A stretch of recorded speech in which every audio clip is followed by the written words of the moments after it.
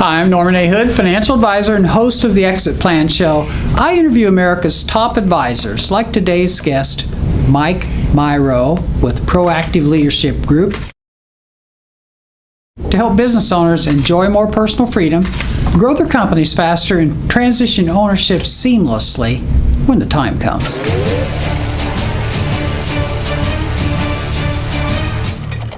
Welcome to the show, Mike. Nice to meet you, man. Nice to meet you, too.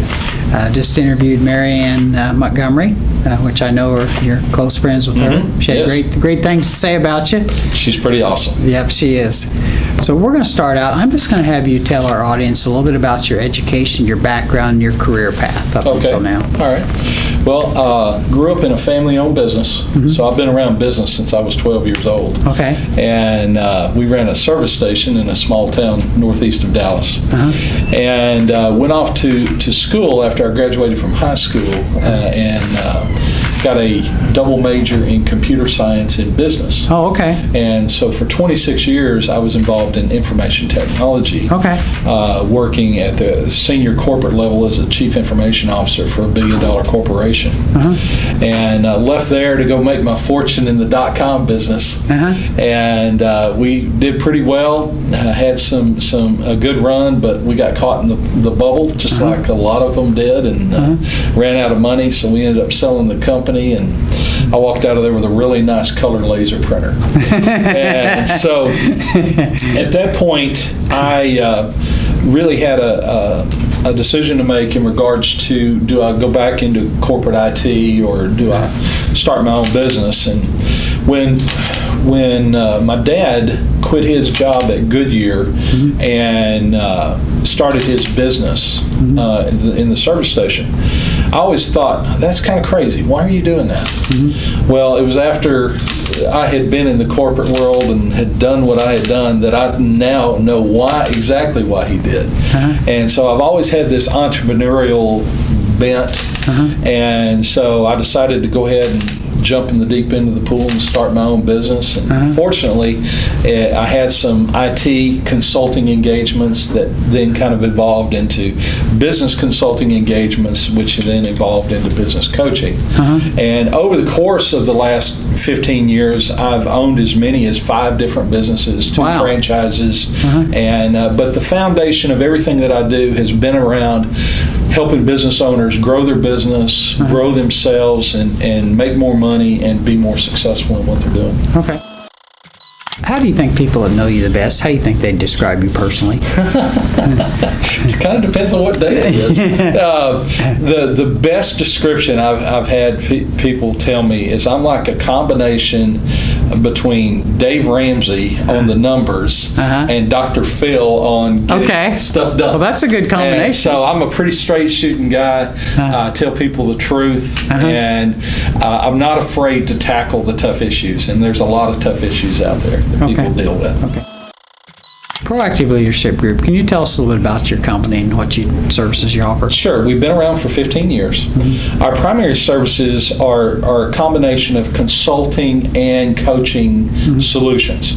So depending upon what who the client is and what their needs are, we have a whole series of tools and programs that we can bring to the table to help them solve whatever problem it is. We touch every aspect of the business.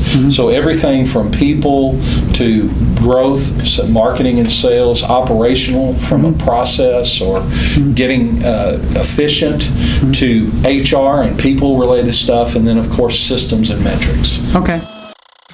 What do you think differentiates you from some of the other business coaches? Probably 2 things that really separate me from everybody else. Number one, my experience. There's not many guys that do what I do that have had both the family business experience, corporate experience, startup experience, owning a business experience, and now combining all that with the tools that I have. I'm a part of an organization called Gazelles International, which was started by Vern Harnish. And as a part of that, there's a very rigid certification process. You really have to be a top coach to be a part of that. And so with that, I have access to literally the very best tools from the top thought leaders around the world, guys like Collins and Lencioni and those guys who work with Vern really on a regular basis. So I have access to those guys, I have access to those tools, and then you combine that with the experience. I've worked with 700 different businesses in the last 15 years, Wow. 70 different industries.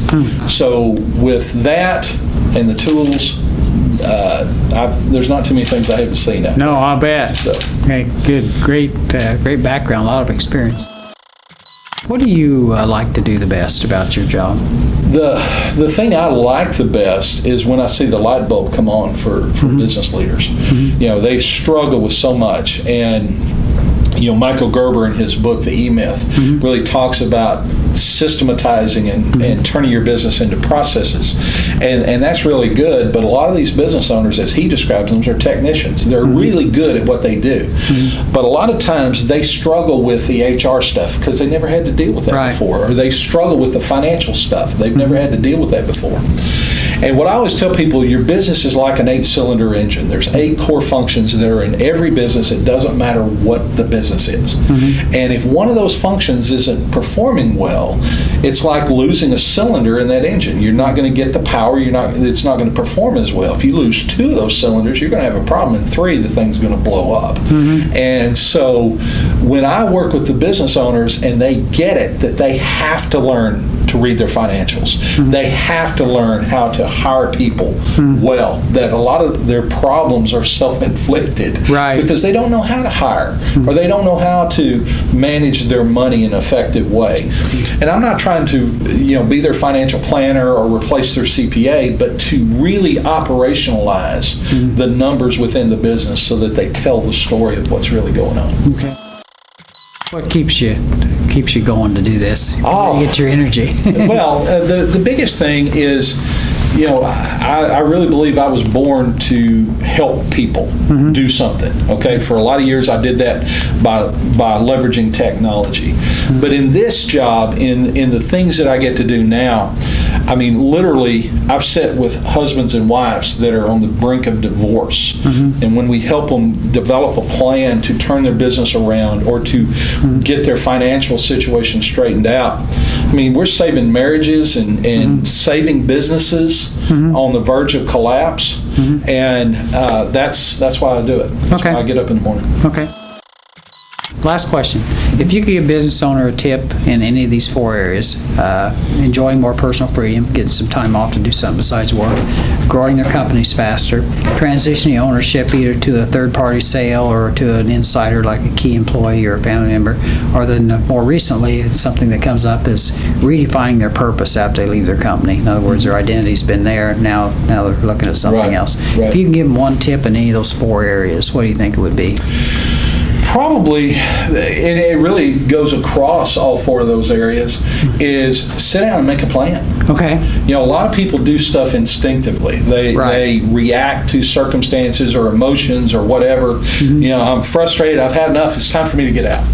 Okay, well, you just don't flip the switch off on your business and walk away. You have to have a plan.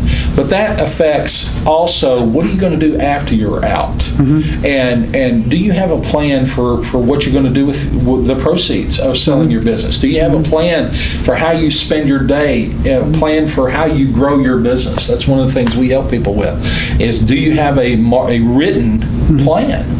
And so there's so many people that operate without that, and so they're just kind of caught in the tyranny of the urgent. They just go from this to this to this to this, and they're never making any serious progress. So I would say always, always, always have a plan for what you're going to do. Okay, great. Good interview.